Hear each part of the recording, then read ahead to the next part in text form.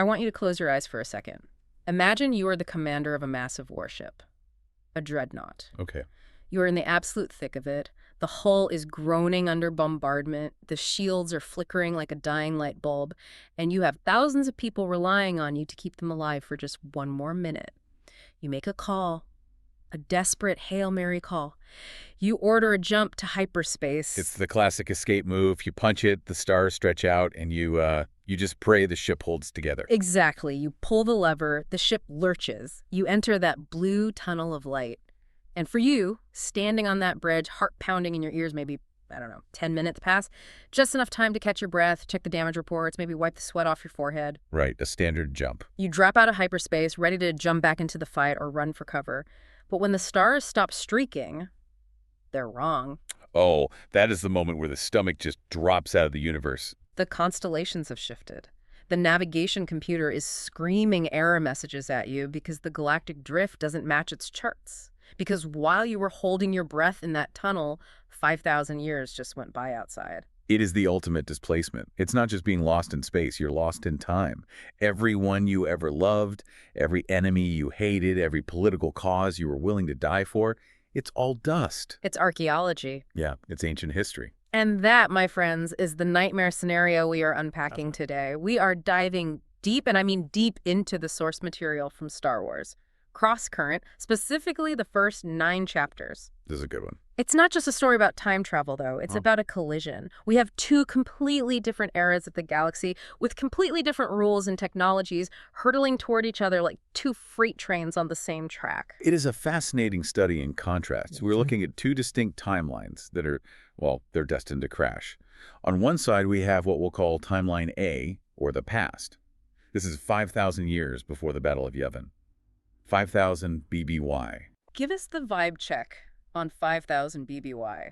What are we talking about here? It's the era of the Great Hyperspace War. It's raw, it's brutal. You have ancient Sith and ancient Jedi. The technology is clunky, dangerous, and looks like it belongs in a museum, but it's still incredibly deadly. A more uncivilized age. That's a good way to put it. It's a time of absolute conviction. Everyone believes they are right, and they're willing to burn the galaxy to prove it. And on the other side, we have Timeline B, the present. In this book, that's roughly 41.5 years after the Battle of Yavin. So, for context, this is post-Return of the Jedi, post-Yuuzhan Vong War. Right. It's a galaxy that is tired, it's cynical, it's been through the ringer, it's rebuilding from decades of constant, nonstop warfare. So the shiny heroism of the movies has faded a bit. It's more than faded, it's tarnished. We're left with veterans who are just trying to figure out what it all meant. So the mission for this deep dive is to see what happens when the fanaticism of the past wakes up in the cynicism of the present. We've got 3 main threads to pull on today, and each one is a banger. They really are. We have a Sith Lord who is literally mining a moon to death. We'll get to the mechanics of that. It's wild. Yeah. We have a modern Jedi suffering a serious crisis of faith. And this part actually gave me chills when I was reading it. We have a predator who literally eats your luck. The Anzat. Yeah, that is pure nightmare fuel. We will definitely need to spend some time unpacking the biology there. It's unsettling. Definitely. But let's start in the past. 5,000 years ago, we are introduced to our antagonist, Seiss Rogan. And right off the bat, he is a lot. He is a lot. And he's a perfect representation of the ancient Sith mindset.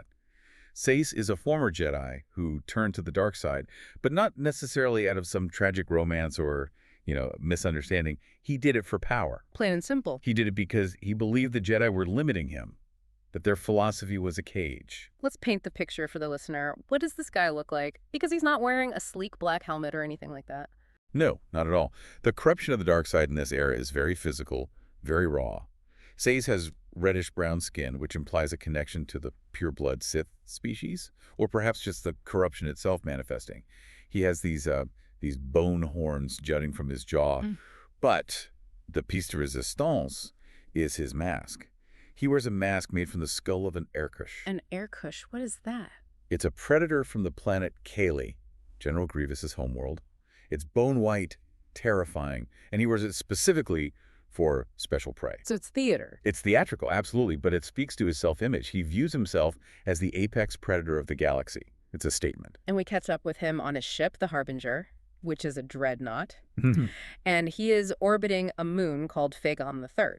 Now, normally when a Sith Lord shows up at a planet, you expect an invasion. You expect stormtroopers, or in this case, Massassi warriors, marching down the streets. Right, a planetary conquest. But Seize isn't conquering this moon. No, he's peeling it. Peeling the moon. Yeah. That phrase stuck with me. It's so culinary and so horrifying at the same time. It's chillingly accurate. The text describes an operation of industrial-scale destruction. He has 64 bombardment cruisers flying in tight formation. They aren't targeting military bases or cities. They are firing plasma beams directly into the surface of the moon. Just the whole surface. The whole surface. They are incinerating the forests, boiling the oceans, burning the soil down to the bedrock. There's this vivid description of the smoke and the fire, and Seize is watching this from his bridge, and he's not horrified, he's satisfied. He compares it to a fruit he used to eat as a child. He remembers peeling away the bitter rind to get to the sweet fruit inside. Except in this metaphor, the rind is an entire biosphere. It's a living world. And the fruit. That's the Lignan ore. Right, let's unpack Lignan, because this isn't just gold or platinum. This stuff is special. Lignan is a game changer for Force users, particularly for Darksiders. It's an incredibly rare ore that possesses a unique molecular structure. How does it work? Well, it acts like a superconductor for the dark side of the Force. Think of it like a lens or an amplifier. It takes the user's connection and just cranks it up to 11. So if a Sith gets their hands on this stuff, what happens? It's like injecting steroids directly into their Force connection. It amplifies their power exponentially. If you have a chunk of Lignan, your lightning is stronger, your telekinesis is stronger, your ability to dominate minds is stronger. It makes you a god, essentially. It seems Ragan isn't just mining a little bit for himself. No, he's mining this moon to get enough Lignan to equip the entire Sith army of Naga Sato. Name drop Naga Sato, that's a big one. A legendary figure. At this specific moment in history, Naga Sato is the Dark Lord of the Sith. He is preparing a massive assault on a Republic world called Carrick. The war is hanging in the balance. So this ore is the key. It's the whole game. If Seize shows up at that battle with a dreadnought full of Lignan, it's over. The Jedi won't just be beaten, they'll be annihilated. So the stakes are massive. But there's a moral cost to this mining operation that Seize seems to actually enjoy. The moon isn't empty. No, not at all. There are indigenous creatures down there. Yeah. The book calls them pre-sentient primates. They aren't spacefaring. They're just living their lives in the forests. And as the cruisers burn the world, they are dying by the hundreds of thousands. And Seize feels it. He does. And this is the part that really separates the Sith from just bad guys. He feels their terror through the Force. He feels their pain as they burn. And he doesn't block it out. He doesn't feel guilty. He welcomes it. He welcomes it. He describes the sensation of thousands of dying minds as a pleasing morning fog. It caresses his mind. That is sickening. It's like he's feeding on it. In a way, he is. It validates his philosophy. He reflects on his time as a Jedi and how they taught denial of self. They taught that you serve others, that you suppress your own desires for the greater good. Seize believes that is weakness. And the Sith embrace of self is strength. Exactly. He has this internal monologue where he thinks, there is no right or wrong, only power. And those who wield it define right and wrong for themselves. It's the ultimate narcissistic worldview. It's genocide for efficiency. He's not killing them because he hates them specifically. He's killing them because they are in the way of the ore, and he enjoys the byproduct of their fear. It's a level of narcissism that is hard to comprehend. It's the banality of evil, weaponized by the Force. He launches these massive insectoid harvester droids to walk on the burning surface and suck the ore out of the ground. He's creating a literal hellscape to fuel a war machine. But fortunately for the galaxy, he's not the only Force user in the Phagon system. Right. We have our first hero, or I guess our past hero, Relin Drur. Relin is a fascinating character because he is so heavy. He is a Jedi Master, but he's not the serene, wise Master like Yoda or Qui-Gon Jinn. He is grim. He's stoic. He looks like he hasn't slept in a month. And there's a very good reason for that. Very good reason. He was Seize Rogan's master. Oh, wow. So he trained the monster. Exactly. Imagine the weight of that. Every person Seize kills, every world he burns. Relin feels personally responsible for it. He trained him. He failed him. He didn't see the darkness growing until it was too late. So this isn't just a mission for him, it's an atonement. It's a mission of penitence, yeah. He is tracking the Harbinger in a small ship called the Infiltrator. But he's not alone. He has a new Padawan, Drev. And I have to say, amidst all this grim, dark moon burning and heavy guilt, Drev is a breath of fresh air. I love this guy. Drev is the heart of this section. He's an Iskagian. The text describes him vividly. He's large, bulky, with a thick layer of fat that is typical for his species. In his flight suit, he looks like tied-off sausages. Oh, the description. It's a funny image, but it's affectionate. And his personality is just the complete opposite of Relin. Totally. Relin is drowning in sorrow. Drev finds joy in everything, even when things are terrible. Especially when things are terrible. There's that scene when they jump into the system. Right. They drop out of hyperspace and are immediately hit by this psychic wave of dark side energy radiating from the Lignan ore on the moon. It's so strong that Drev physically vomits on himself in the cockpit. Gross. It is. But his reaction, he wipes his mouth and jokes that the meal tasted better going down than coming up. And Relin is probably just staring at him like, are you serious? Relin is trying to be serious, but Drev has this philosophy: laugh even when you die. He believes that tragedy is the best time for mirth because it keeps the darkness at bay. A coping mechanism. It's a defense mechanism, sure, but it's also a profound way of looking at life. Yeah. It sets up the emotional stakes perfectly. You have the master who can't forgive himself and the student who embraces every moment, no matter how awful. So Relin and Drev realize what's happening. They scan the Harbinger. They detect the Lignan. Relin knows his history. He knows Nagasato is attacking Kirik. He does the math instantly. If that ship leaves this system, the Republic loses the war. So he comes up with a plan. And plan is a generous word. It's a suicide run. Relin decides he has to board the dreadnought. Alone. It highlights the desperation. He puts on a flex suit. And we need to pay attention to the tech here. This is 5,000 years ago.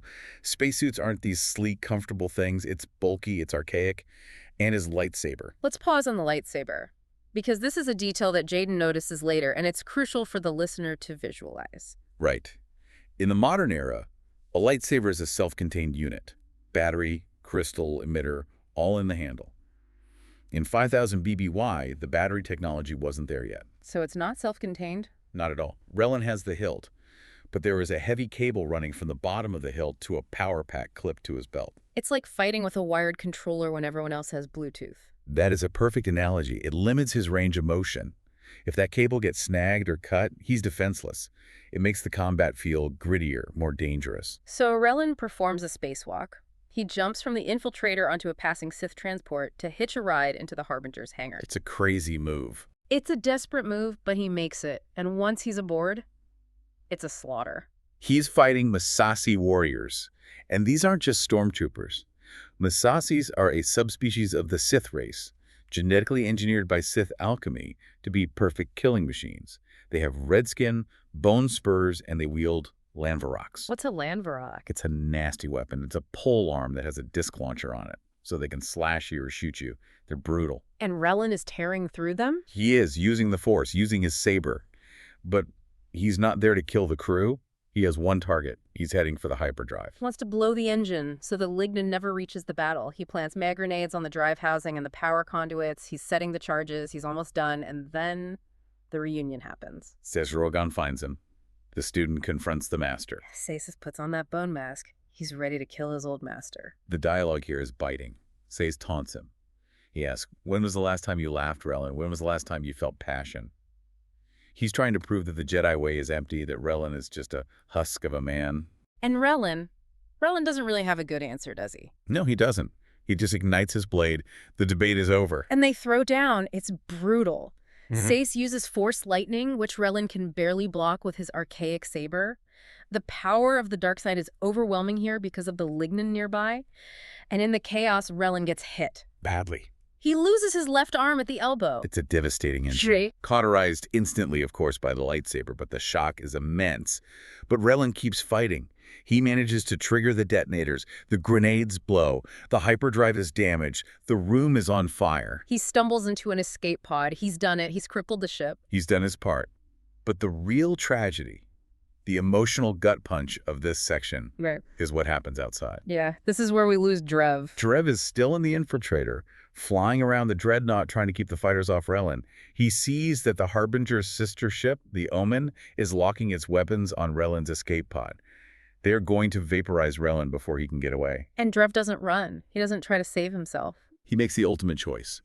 This jovial, sausage-looking Padawan who loves bad jokes. He decides to trade his life for his master's. He flies his ship directly at the Harbinger's bridge to create a distraction. He draws the fire. He draws all of it. And the text says, he dies laughing. Laugh even when you die. He lived it to the very end. He dies smiling, while his master is just consumed by despair. Man, that hits hard. R.I.P. Drev. We hardly knew you, but you were a real one. His sacrifice is what triggers the anomaly. The infiltrator smashes into the bridge, the Harbinger collides with the Omen, and amidst all this chaos, the explosions, the damaged hyperdrive, the massive gravitational pull of the Lignan, or the Harbinger tries to jump to hyperspace. And this is the misjump. This is the crack in time. Right. The science of it is a bit Star Wars technobabble, but essentially the damaged hyperdrive malfunctions. Instead of entering hyperspace, the ship enters an unstable state described as the gullet of the universe. That sounds unpleasant. Very. It never quite enters hyperspace, but it accelerates to near light speed. It becomes a bubble outside of normal time. So inside the ship, people are screaming, checking monitors. To them, maybe a few minutes go by, they are scrambling to stabilize the ship. But outside that bubble... Outside, the galaxy keeps spinning, empires rise and fall, the Republic grows, the Mandalorian Wars happen, Revan falls and rises, the Clone Wars, the Empire, the Death Star. All of it happens in the blink of an eye for the crew of the Harbinger. And Relin, he's in that escape pod, right? He is. And unfortunately for him, his pod gets caught in the Harbinger's wake. He gets dragged along for the ride. So we have a Sith dreadnought full of super ore and angry warriors, and a one-armed Jedi in a pod, both hurling through time, skipping over 5 millennia of history. Wow. So that is our setup from the past. A frozen conflict preserved like a mosquito in amber, waiting to break out. Now let's jump to the present. 41.5 years after the Battle of Yavin, we meet our modern protagonist, Jaden Korr. Jaden is of a fascinating contrast to Relin. Relin is a zealot. He knows exactly what is right and wrong. Jaden is lost. He's not the fresh-faced kid from the Jedi Academy game anymore. No, he's a veteran Jedi Knight, trained by Kyle Katarn. Yeah. Here he is, older, wiser, and much, much sadder. He's having a crisis of faith. And this is interesting because we usually think of Jedi as these pillars of certainty. But Jaden is questioning everything. He references the Battle of Centerpoint Station. What's the context there? Why is that weighing on him? Centerpoint Station was a massive ancient weapon. Without getting too bogged down in the history books, there was a recent conflict involving the Corellian system, the Second Galactic Civil War. The Jedi got involved in what was essentially a political dispute. It turned into a bloodbath. Jason Solo fell to the dark side there, became Darth Kaitis. Exactly. A massive trauma for the whole Jedi Order. Jaden was part of the battles there, and he feels soiled by it. He feels like the Jedi have lost their way. How so? He feels they've become enforcers for politicians rather than guardians of peace. And there's this line he keeps repeating. His master, Kyle Katarn, told him, "The Force is a tool, sometimes a weapon, sometimes a salve." And that idea terrifies Jaden. Why? It does. Because if the Force is just a tool, like a blaster or a wrench, then it has no moral compass. It doesn't guide you. It just gives you the power to do whatever you want. And Jaden has seen what people do with that kind of power. So he wants the Force to be more than that. He wants it to be a guide. He wants to tell him what is right because he's lost the ability to figure it out for himself. He feels unmoored, adrift. So he's sitting in his apartment on Coruscant, feeling sorry for himself, essentially retired. And then he gets a wake-up call. A literal vision. A Force vision. Yeah. And it's not a pleasant one. It assaults him. He sees himself on a frozen moon. It's dark, cold, desolate. He's surrounded by dead Jedi. Including some heavy hitters. He sees Mara Jade Skywalker, who is dead in this timeline. He sees other friends he's lost, and he hears a voice crying out, "Help us! Help us!" Creepy. And there's a clue, right? A black hole on Faust. Which Jaden notes is nonsense, because Faust is a planet in the unknown regions, and there are no astronomical black holes anywhere near it. But the vision is so visceral, so undeniable, that he grabs onto it. He's desperate for a mission. He's desperate for meaning. He's desperate for a mission that feels pure, something that isn't about politics or war. So he defies protocol. He doesn't tell the Jedi Council. He leaves a note for Luke Skywalker essentially saying, "If I'm not back in 2 weeks, send help." And he takes off. And I love his choice of ride. He leaves his official Jedi starfighter. He takes an old Z-95 headhunter. Yeah. For the non-gearheads, that's like driving a 1970s muscle car into a modern war zone. It's a clunker. It's outdated. It fits his vibe perfectly. He's stripping away the trappings of the modern Jedi Order. He is going back to basics. He's going rogue. But he's not the only one heading to the unknown regions. Here we go. We have to talk about the third thread, Keldoro. The Anzat. The Anzat. Okay, listeners, if you think the Sith are scary, wait until you hear about the Anzati. This is pure horror movie stuff. This actually gave me the creeps reading it. They really are the stuff of nightmares. To the casual observer, an Anzat looks human. Maybe a bit pale, maybe a bit intense, but human. But they are an ancient species, extremely long-lived. They can live for centuries, even millennia. But they have a dietary requirement. A very specific one. They have a unique biology. Hidden in cheek sacs on their face, they have these feeders, long, wire-thin proboscises. Yeah. When they attack, these things uncoil from their cheeks. And where do they go? They insert them into the nostrils of their victims. No. Oh, yes. They penetrate the brain. Through the nose. I'm wincing just thinking about it. It's visceral. But here's the kicker. They don't just eat gray matter. They aren't zombies. They feed on soup. Soup! That's such a deceptively cozy word for something so horrific. That's their term for it. Soup is the life force, the luck, the future potential of a sentient being. The Anzati perceive the universe as a web of glowing lines called diagnosi, threads of fate. Every person has these threads radiating from them. So when they eat you? When Kilduro eats you, he isn't just killing you. He's consuming your future to extend his own life. He is eating your luck. It's metaphysical cannibalism. Precisely. And Kilduro isn't just a hungry monster. He's a philosopher in his own right. He's looking for revelation. He believes that if he finds a being with a strong enough soup, specifically a powerful force user eating them, will allow him to see the ultimate truth of fate. He wants to see the entire grid of the universe at once. So he wants to eat a Jedi to become a god. Basically, yeah. And he's working for the Sith. He's a contractor of sorts. He's a mercenary agent for the One Sith. This is a hidden faction in this timeline led by Darth Krayt and his Lieutenant Wirelock. They are keeping to the shadows, biding their time. Wirelock gives Kel a mission, go to Fos, look for a sign. A timeline convergence is happening, and the Sith want to know what it is. So Kel is hunting for a Jedi, because Jedi have the best soup. And Jaden is hunting for a frozen moon. And they are both converging on this backwater planet called Fost. Let's talk about Fost. Fost is the definition of a wretched hive of scum and villainy, to quote Obi-Wan. It's in the unknown regions, so it's off the map. The main town, Farpoint, is literally built out of the wreckage of a crashed ancient starship. I love that visual. The buildings are made of hull plating. The streets are engine conduits. It's all rust and decay. It's rusty, it's dangerous, there is no law. It's hot, dusty, and desperate. And this is where we meet the Han and Chewie of our story, although they are very different. Kedron, Falal, and Mar. These two are great. They ground the story. Kedron is the captain of the Junker. He's a salvager. He's scruffy, cynical, superstitious. He's always chewing this stuff called chew stem. And he has a physical quirk, lazy eye. Which he claims is an advantage. He says it helps him see angles other people miss. It fits his character. He's a guy who looks for the angle in every situation. And Mar. Mar is a Syrian. Guys with the tall cone heads like Ki-Adi-Mundi. Mar is the calm to Kedron's chaos. He's a math savant. He can calculate hyperspace jumps in his head faster than a computer. A living Navi computer. Pretty much. But there's a secret about Mar that Jaden notices almost immediately. He's force sensitive. Faintly, but yes. Mar probably doesn't even realize it fully, or he calls it intuition or luck. Yeah. But it explains why he's so good at what he does. It's a nice subtle detail that pays off later. So the plot thickens at a cantina called, wait for it, the Black Hole. Which explains Jaden's vision. The black hole on Fost wasn't a celestial object. It was a dive bar. I love when prophecies are literal like that. It's a very classic fantasy trope. So Jaden is lurking in the shadows, hoodie up. Kedron is there playing Sabak high-stakes poker, basically against a gangster named Regas. Regas is your classic, slimy crime lord. Fat, sweaty, surrounded by weak-way bodyguards, and Kedron is losing. Badly. He's getting cleaned out. He's desperate. So he puts up a data crystal as collateral. This crystal contains the coordinates of a distress signal the Junker picked up in deep space. An Imperial distress signal coming from an uncharted moon. Jaden realizes this is the location from his vision. That signal is the key. If Kedron loses that crystal to the gangster, Jaden loses his lead.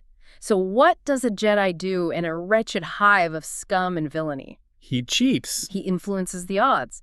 Jaden uses the Force to nudge the cards so Kedron wins the final hand. Just a little mental suggestion here, a little push there. Which naturally leads to the inevitable bar fight. Regas isn't stupid. He knows he was hustled. He accuses them of cheating, which, to be fair, they were. Absolutely were. Blasters come out, tables are flipped, Kedron and Mar are outnumbered, and then Jaden steps in. He drops the hood, he ignites that green lightsaber. And the room goes quiet. I mean, seeing a Jedi in the core worlds is rare enough. Seeing one on Faust in a bar fight, that's like seeing a unicorn. It changes everything. It turns a scoundrel story into a Jedi story. The hum of the blade, the green light reflecting off the rusty walls. Jaden carves up Regis's bodyguards. He moves with that veteran precision. He's not messing around. He saves Kedron and Mar. They blast their way out of the cantina. It's a classic chaotic escape. They grab swoop bikes and head for the junker. But someone is watching. Keldoro, the predator. He's been stalking Jaden. He sees the power, the soup, and he's practically drooling. He realizes Jaden is the meal he's been waiting for his entire long life. And in a really gruesome moment, he ties up the loose ends. He kills Regis. And he eats his brain. Not because he's hungry, but just to get the memory of the coordinates. He extracts the location from the gangster's dying mind. That is efficient and terrifying. So now everyone knows where they are going. Jaden hires Kedron and Mar. He offers them 5,000 credits to take him to this mystery moon. Kedron is skeptical. He calls Jaden haunted eyes. But money is money. Plus, Kedron has a history with Jedi, right? He does. This is a nice character detail that connects to broader lore. Kedron is a survivor of the outbound flight disaster. He was rescued by Luke Skywalker and Mara Jade years ago. So he doesn't trust the institution, but he trusts the people. Exactly. So while he's wary of Jedi schemes, he has a personal loyalty to the Skywalker name. He sees that same haunted look in Jaden that he saw in the survivors of outbound flight. He trusts the trauma, if not the man. So they board the junker, they jump to hyperspace, destination, the frozen moon, and this is where the timelines crash. Section 6, the convergence. This is the moment we've been building toward. The junker drops out of hyperspace. They see the blue gas giant. They see the frozen, ice-covered moon. And on the radio, the distress signal, "Help us! Help us!" It's the voice from Jaden's vision. But they aren't alone. No. Jaden's sensors pick up a massive ship. It's the Harbinger. Says Rogan's dreadnought. It has just exited its 5,000-year misjump. And remember the state they are in. To Sayes and his crew, the battle at Fagon III was 5 minutes ago. They are pumped up on Lignan ore. They are flooded with dark side energy. They are ready to fight. But they are confused. Utterly confused. The stars are wrong. The navigation computer is throwing errors saying it's 5 millennia later. They are disoriented, but incredibly dangerous. And then there's Relin. Roland's escape pod pops out of the Harbinger's wake. He sees the Harbinger is still intact. He sees this strange, modern ship, the junker nearby. He assumes the junker is some unknown vessel, maybe a threat, maybe a ride. So he does what any desperate, one-armed, time-displaced Jedi would do. He rams his pod into the junker's docking ring. I love this encounter. It's Alien meets Time Cop. Relin blows the airlock and boards the junker. He's missing an arm, he's wearing a primitive spacesuit, and he ignites his lightsaber. And Jaden ignites his. Green versus green. But Jaden immediately notices something is off. Relin's fighting style is archaic ancient forms that Jaden has only seen in holocrons. It's like watching a knight from the Middle Ages fight a modern soldier. Precisely. And his lightsaber have that cable connecting to a belt pack. It's the visual clue that screams, "I don't belong here." Exactly, they clash. Relin is fierce, but he's wounded and confused. Yeah. Jaden uses a force kick to knock him back. Kedron pulls a blaster. It's a standoff. And then they start talking, and this is the moment of truth. Relin demands they help him stop Nagasado's forces. And Jaden's like, woo! He tells Relin, Nagasado has been dead for centuries. The Sith Empire is gone. The realization scene is crucial here. Jaden looks at the battery pack, the ancient ship design, the references to long-dead wars, and he puts it together. He tells Relin, "You haven't just moved through space, you've moved through time." Imagine being Relin in that moment. You just watched your Padawan die to stop a fleet. You sacrificed your arm, your life. You are ready to die to save the Republic. And you wake up to find out it's over. You won. Or, well, someone won. A long, long time ago. The war you fought is ancient history. The empire you fought is dust. It's a crushing existential blow. It renders his sacrifice meaningless, in a way. Or at least it feels that way to him. It strips him of his purpose. He was a soldier in a war. Without the war, who is he? Just a maimed man in a strange future. But there's no time for therapy, because Sais Ragan is also trying to figure things out, and he spots the junker. Sayes might be confused, but he knows one thing. He hates Relin. He detects the escape pod docked to the junker. He assumes Relin is aboard, so he launches his fighters. These are Blade starfighters, tiny, razor-sharp, ancient ships. And 16 of them swarm the junker. Kedron is freaking out. He's yelling, "They're antiques! How are they so fast?" Ancient tech doesn't mean bad tech. The Sith built for war. These ships are fast, agile, and deadly. The junker is a salvage freighter. It's a garbage truck compared to Ferraris. It can't outrun them in open space. So Jaden makes a call. He looks at the gas giant, he looks at the planetary rings, the field of ice and rock, and he says, fly into the rings. It's a classic move, but with a twist. Kedron says it's suicide. The computer can't calculate a path through that chaos fast enough. They'll be smashed to pieces. It's an impossible navigational problem. For a machine, yes. But Jaden steps up. He takes the pilot's seat, and he performs force piloting. This connects back to his doubt. Earlier, he feared the Force was just a tool. He feared using it. But here, in the crisis, he gives himself over to it. He closes his eyes. He reaches out with his mind. He feels the rocks, the dust, the gaps between the ice. He becomes the navigation computer. He uses the Force not to kill, but to save. He guides the ship through the impossible maze. It impresses even the cynical Kedron. It's a moment of redemption for Jaden. He realizes the Force can be a guide if you trust it. It's not just a tool. So the episode ends with this high-octane chase scene, the junker diving into the ice rings, dodging asteroids, pursued by ancient Sith fighters, while a 5,000-year-old Sith Lord watches from his bridge, trying to figure out how to conquer a galaxy he doesn't understand. It's a volatile mix. We have an ancient Sith Lord pumped up on superore, a time-displaced Jedi zealot, a modern Jedi having an existential crisis, a brain-eating assassin lurking in the shadows, all converging on one frozen moon. It is absolute chaos, and I love it. What stands out to me is the theme of the past refusing to stay buried. We often think of history as something in a book, but here, the misjump is a metaphor for trauma. Rillan and Sazed are literally bringing their ancient, unresolved conflict into a future that has moved on. They can't let go. They can't, and it forces Jaden to confront his own issues. He looks at Rillan, this guy who is 100% sure of his mission, and maybe he sees what he used to be, or what he's afraid of becoming. That's the key question, isn't it? Sazed Rogogun says, there is no absolute right and wrong. There is only power. Jaden Korr fears the Force is just a tool. As these two face off, who is right? Does the passage of 5,000 years change the nature of the Force, or is it the only constant in a chaotic universe? Deep thoughts for a deep dive. Folks, that is where we leave it for today. The junker is in the rings, the Sith are hunting, and the Unzat is waiting for dinner. You definitely want to tune in for the next part to see how this time clash resolves. Absolutely. The collision is just beginning. Thanks for listening to The Deep Dive.